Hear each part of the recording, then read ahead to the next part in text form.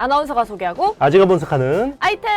와. 안녕하세요. 저희가 2024년 갑진년 새해 복 많이 받으세요 했던 때가 엊그제 같은데 그러게요. 벌써 24년 마지막 녹화입니다. 아. 정말 감개가 무량하네요. 그쵸. 네. 참 한 해가 음. 올해 특히나 하반기 보면 지긋지긋하실 거예요. 맞아요. 우리 시청자분들 좀 한 해 네. 고생 많으셨습니다. 네, 정말 고생하셨어요. 네, 그리고 저희 아이템과 함께 해주셔서 정말 감사드리고요. 저희가 23년부터 함께 하더라고요. 벌써 2년째입니다. 그렇죠. 우리 대표님 네. 덕분에 제가 반도체 많이 알게 되고 네. 뭔가 다른 데서 반도체 뉴스를 들으면 더 귀 쫑긋하게 되더라고요. 우리 시청자분들도 같이 좀 성장했을 것 같은데 그럴 것 같아요. 네. 같이 함께 해주셔서 정말 감사드립니다. 네, 감사합니다. 내년에도 잘 부탁드려요, 여러분. 네. 그래서 저희가 오늘 네. 준비했습니다. 네. 이제 25년을 누구보다 빠르게 열심히 준비하셔야겠죠. 네. 2024년에 반도체를 돌아보면서 네. 내년 준비 저희가 오늘 든든하게 해보도록 하겠습니다. 올해 참 다사다난했어요. 네. 롤러코스터 같았던 한 해였습니다. 근데 미국과 한국장의 반도체주들의 흐름이 약간은 또 달랐죠. 네네. 그래서 많은 분들 마음 아프게 했었는데 네. 그 흐름이 어땠는지 네. 좀 간단하게 짚어주세요. 일단 제가 시장 뷰는 상반기까지 열심히 벌자. 맞아요. 올해. 그리고 하반기부터 조심하자. 이야기했고, 그리고 이제 최근 지난주에 우리가 이제 제가 반도체 소부장에 대한 뷰를 바꿨죠. 바꿨습니다. 네, 이제 긍정적으로 봅니다. 네, 보셨죠, 여러분? 네, 대한민국은 턴어라운드 시장이에요. 그래서 이 턴어라운드를 놓치면 안 됩니다. 사실 반도체 소부장이 지금 뭐 그렇게 분위기가 좋은 건 아니에요. 근데 이렇게 뉴스가 흉흉할 때 네. 사야 됩니다. 이 시기를 놓치면 수익률이 또 떨어진다. 그렇죠. 이제 수익을 기대 수익률이 많이 떨어지죠. 왜냐하면 이제 대한민국은 턴어라운드 놓치면 네. 거의 이제 먹을 게 많이 안 남아 있거든요. 빨리빨리 가야 네, 돼요. 그래서 저는 일단 뭐 지난주 말씀드렸다시피 일단 연말부터 내년 초까지 특히나 이제 1분기까지는 충분히 이제 미니 랠리가 날 수 있고 내년 상반기까지 뭔가 랠리가 나기 위해서는 이제 온 디바이스 AI 네. 예, 좀 뭔가 나와야 됩니다. 그러면 올 하반기부터 왜 한국하고 미국의 테크가 디커플링이 났냐? AI 때문입니다. 네. 상반기까지는 결국 이제 AI 가속기 그리고 우리가 주도하는 HBM이 사실 주연 같은 조연, 네. 우리가 거의, 그런 거였죠. 네, 그런데 하반기부터 온 디바이스 AI가 안 되고 지금 미국을 중심으로 어떻게 일어났죠? AI 인프라 쪽에서 전력 인프라, 데이터 센터, 서버, 그리고 뭐 어떤 네트워크 인프라, 그리고 AI 소프트웨어. 여기서 우리가 조연도 좀 힘들단 말이에요. 네, 엑스트라예요, 엑스트라. 네, 그래서 디커플링이 난 거고요. 그러면 내년에 우리가 또 존재감 있는 조연이 되기 위해서는 온 디바이스 AI 거기서 이제 커스텀 메모리가 나와야 됩니다.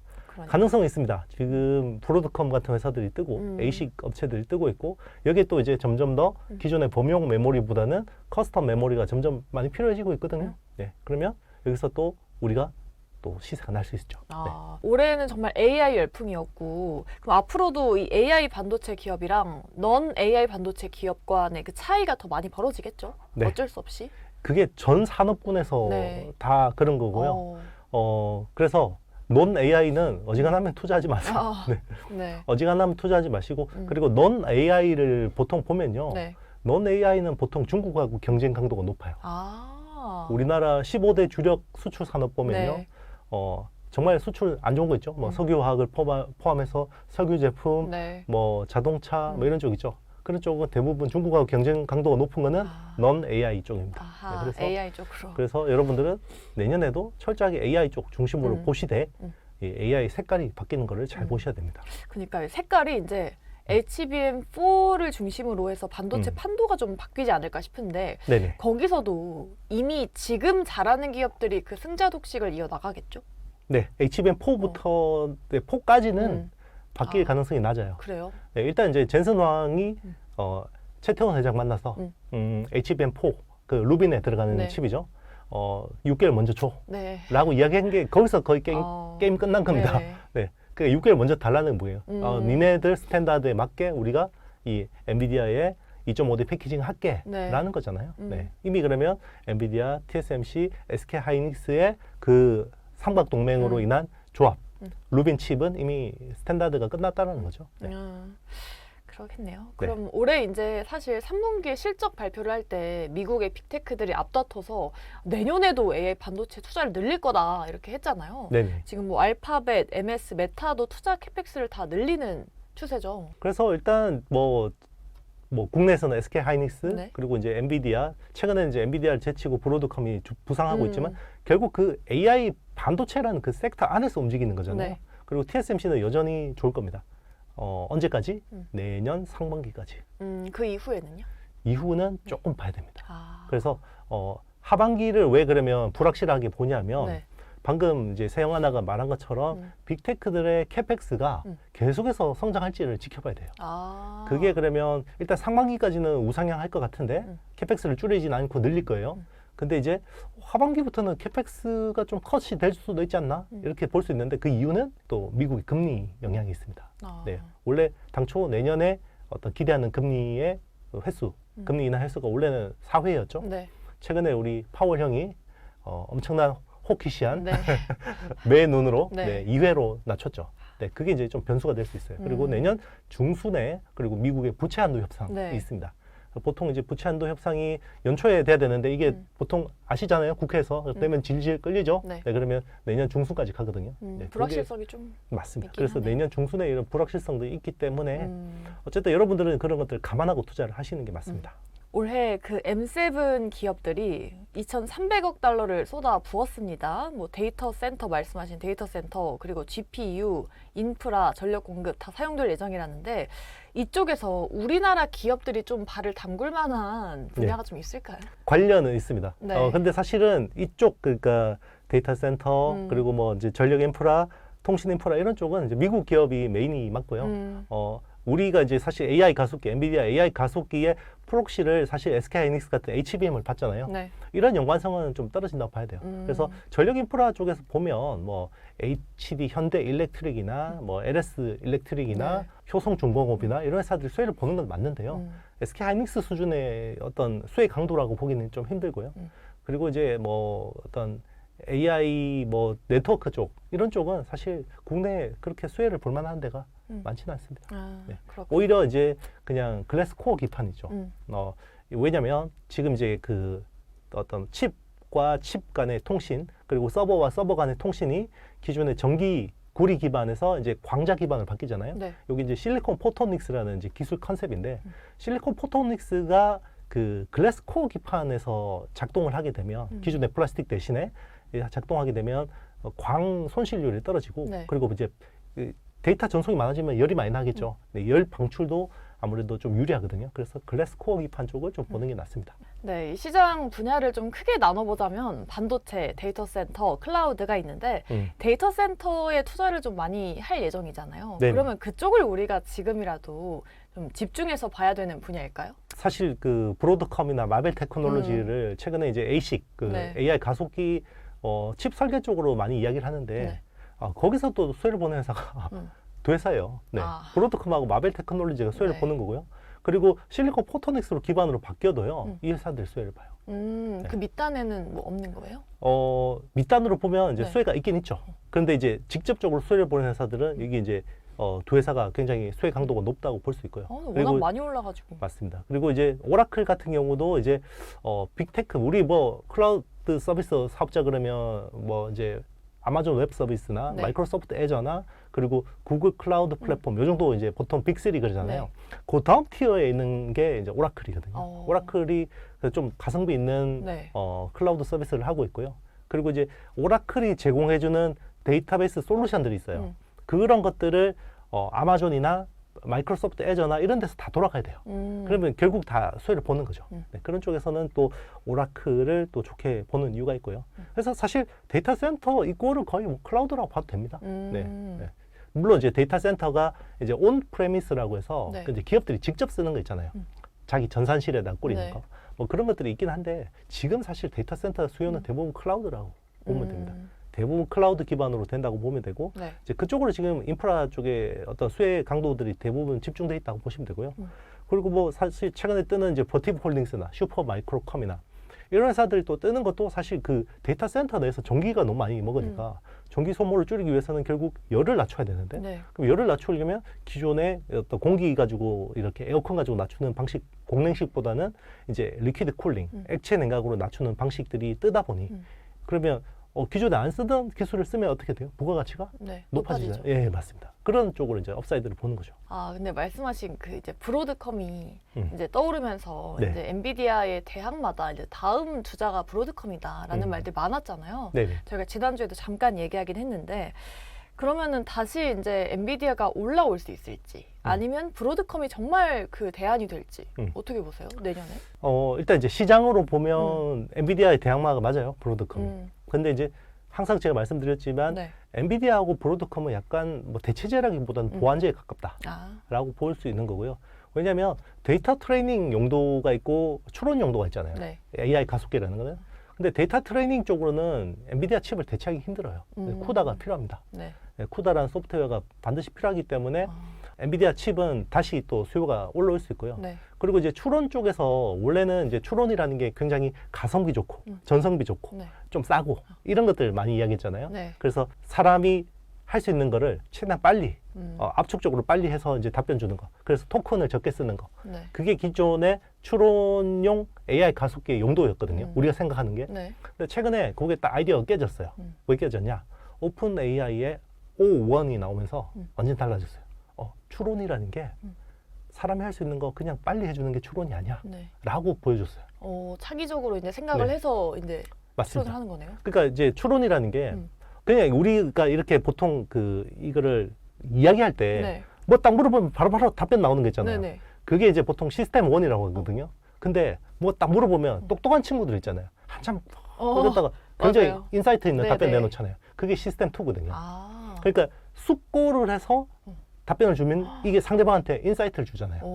그게 O1의 컨셉이에요. 근데 최근에 오픈 AI가 O1보다 훨씬 개선된 O3를 내놨거든요. 네. O1에서 왜 바로 O3 가냐? 그러게 O2 어디 있어요? O2가 영국의 통신사 이름이 있어요. O2가. 그럼 그게 그 상표 등록이 된 네, 거예요? 안 됩니다. 아, 그래서 진짜요? O3로 간 거고요. 그래서 O1에서 O3로 가는데 네. 중요한 게 성능 개선이 엄청나게 빨라요. 그래서 O3라고 할 만하네요, 사실. 네, 맞습니다. 그래서 굉장히 이제 인사이트 있는 답변, 추론을 해주고요. 그리고 O1, 네. 그러니까 O3한테 숙고할 시간을 많이 주면 줄수록 그러면 이제 숙고할 시간을 많이 준다라는 거는 컴퓨팅 파워를 더 네, 네. 준다는 거잖아요. 그러면 훨씬 뛰어난 답변을 해줘요. 근데 뇌가 있는 것 같아요. 그쵸. 무섭다, 뭔가. 그렇죠. 그러다 보니까 네. 그러면 네. 우리가 기존에 생각했던 추론에 대한 반도체에 대한 컨셉이 네. 완전 달라지죠. 바뀌네요. 네. 기존에 그러면 추론에 대한 반도체는 무조건 가성비, 전성비였는데 그게 아닌 거예요. 그러면 전성비보다는 이제 질과 이제 그쪽 시장도 있지만 이제 물론 이제 막 물어보면 바로바로 네. 답변해주는 시장도 네, 있지만 네. 굉장히 인사이트가 있는 추론 시장도 생긴 거예요. 네. 그러면 여기는 또 굉장히 고성능의 컴퓨팅 파워를 지원해주는 AI 가속기 수요가 생기는 거죠. 네. 그러니까 새로운 시장이네. 맞습니다. 그러니까 우리가 원래 생각 안 했던 시장이 생기니까 그러면 이제 세영아나가 물어봤듯이 엔비디아하고 브로드컴을 어떻게 봐야 됩니까? 같이 동행해서 맞습니다. 가겠네요. 이제 그런 쪽이 같이 또 좋아지는 거예요.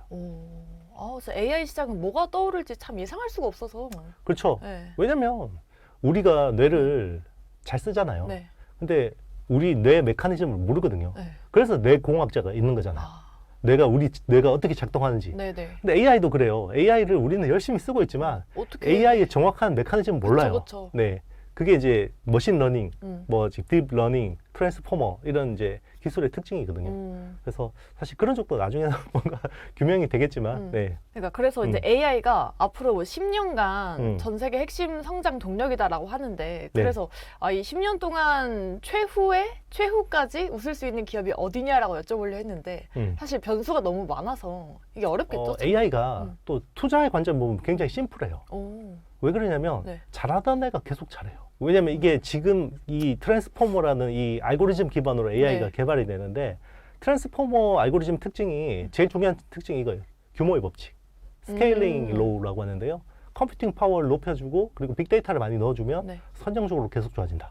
그러면 돈 많고 인력 많이 갈아 넣을 수 있는 빅테크가 유리할 수밖에 없고. 이미 선점한 기업들이. 그렇죠. 그리고 이제 뭐 보면 엔비디아 작년 초부터 비싸다 그랬죠. 네. TSMC 작년 초부터 비싸다 그랬죠. 그러네요. 근데 계속 SK 하이닉스 작년 초부터 비싸다 그랬죠. 근데 걔들이 계속해서 이익 뽑아내는 게 장난 아니죠. 네. 그리고 S&P 500에서 M7의 EPS 기여도가 지금처럼 높은 때가 있나요? 근데 S&P 500에서 보면 M7의 AI 매출 기여도가 그렇게 높고, 네. 그죠? 나머지 493개들은 굉장히 애매하잖아요. AI 쪽에서. 이게 확인한 거예요. 그래서 올해 추정치로 보면 S&P 500에서 M7의 EPS 성장률이 30%가 넘어요. 그러면 나머지 493개 EPS 성장률은 얼마나 될까요? 얼마나 될까요? 뭐 미미한 수준인가요? 미미한 수준이에요. 4%밖에 안 됩니다. 그러니까 지금은 AI만 돈 번다는 거예요. AI만. 그러네요. 네. 그러니까 심플하게, 네. 그죠? 잘하던 애한테 그냥 투자하면 돼요. 그러네요. 괜히 지금 AI 혁명은 괜히 막 새로운 플레이어 나올 거야. 아 그래 하이닉스가 많이 올랐으니까 이제 삼성이 잘하겠지. 그리고 투자하면 이제 올해처럼 틀린단 말이죠. 그러면은 좋은 기업을 고를 때 우리가 봐야 될 만한 사항 그리고 뭔가 이거는 좀 피해야 한다라는 요인도 있을까요? 일단은 기술적인 해자가 제일 중요한 것 같아요. TSMC가 사실 왜 비싸다 그랬어요? 네. 제조업체가 매출 총이익률이 50%면 목에 찬 거 아니냐. 네네. 주가적으로 보면. 그러니까요. 네. 근데 얘를 대체하려고 했던 인텔, 삼성 파운드리 다 나가 떨어졌죠. 네. 그래서 어떻게 했습니까?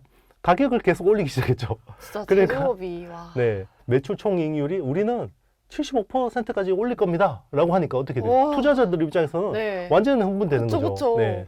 그리고 이제 내년에는 지금 이번에 그 브로드컴이 HBM을 삼고 철회해서 SK 하이닉스를 찾아갔다라는 거 아니에요. 원래는 하이닉스는 그냥 엔비디아 물량만 할래요. 우리 그냥 이거 내년 내후년까지 다 부킹 끝났어. 라고 했는데 브로드컴이 거의 뭐 와가지고 제발 좀 만들어줘. 그러면 계약 조건 어떻게 했을까요? 더 높였지 않았을까요? 그렇죠.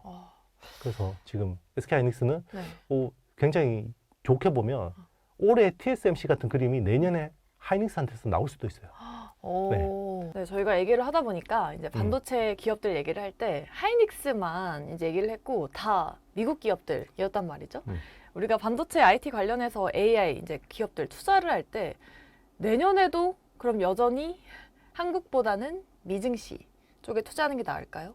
올 하반기는 그게 명확했잖아요. 네. 근데 내년 상반기를 놓고 보면 미국하고 국내 테크 같이 하는 게 좋을 것 같아요. 그래요? 네. 국내 테크는 어디 쪽이 괜찮을까요? 일단 소부장, 그 반도체 소부장 관련주 축에서 이제 지난 회차 영상을 좀 참조하시면 좀 볼만한 기업들 많이 말씀드렸고요. 그런 회사들 좀 충분히 포텐이 있고요. 그리고 미국은 트럼프 취임 때 약간 조정이 있을 수도 있어요. 네, 그것만 좀 잘 피하시면 내년 5월까지는 좀 무난하게 또 이렇게 우상향할 수 있지 않을까 생각합니다. 트럼프 취임 때 조정 받으면 그때 매수 기회 노려봐도 괜찮겠네요. 네, 저는 그렇게 봐요. 네. 그러면 내년 글로벌 증시도 미국의 빅테크 기업들이 주도를 하게 되겠죠? 일단 EPS 그러니까 뭐 이익 어떤 창출 능력으로 보면 미국 빅테크들이 여전히 강력하고요. 내년에도 그런 기조들이 이어질 수 있을 것 같고 반도체 쪽으로 보면 이제 그 올해는 메모리가 하드 캐리했거든요. 뭐 주가 다 빠졌는데 뭐가 이렇게 생각할 수 있는데 메모리는 사실 작년하고 기저 효과가 굉장히 컸거든요. 그래서 올해 메모리 그 매출 성장률이요 거의 90% 가까이 돼요. 네. 근데 그 주가는 상반기에만 반영해 버린 거예요. 그래서 하반기에는 내년에 메모리 성장률이 뭐 14%로 줄어들거든요. 이제 그거를 하반기에 반영한 거고요. 왜냐하면 반도체는 선반영하잖아요. 왜냐면 내년에 반도체 쪽에서 주목할 거는 로직 반도체예요. 로직 반도체? 네. 로직 반도체 쪽이 내년이 성장률이 좋아요. 20% 가까이 되거든요. 그러면 로직 반도체 그러면 국내 별로 없잖아요. 네. 그럼 삼성 파운드리 쪽이 돼야 됩니다. 그럼 삼성도 괜찮다는 건가요? 삼성 파운드리 쪽이 의외로 어떤 허를 찌르는 상승이 나올 수도 있을 것 같아요. 그 밸류 체인에서. 네네. 삼성도 기대를 해봐도 된다. 업황으로는 아닌데요.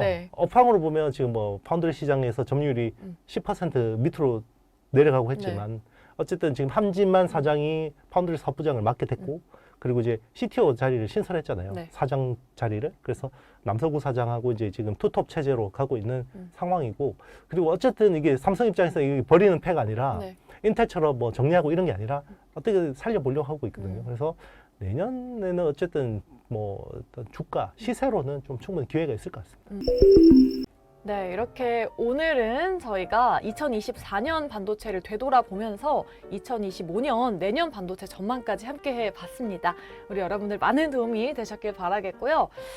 저희 이제 2024년 마지막 녹화였어요. 저희가 다음 주에는 새해 첫 녹화로 돌아오도록 할 텐데 올해 좀 어떠셨나요? 소감을 한번 들어보도록 할게요. 괜히 마음이 찡해지는데요. 네. 일단 한 살 더 먹는 건 싫고요. 정말 티야. 대표님 티야? 네.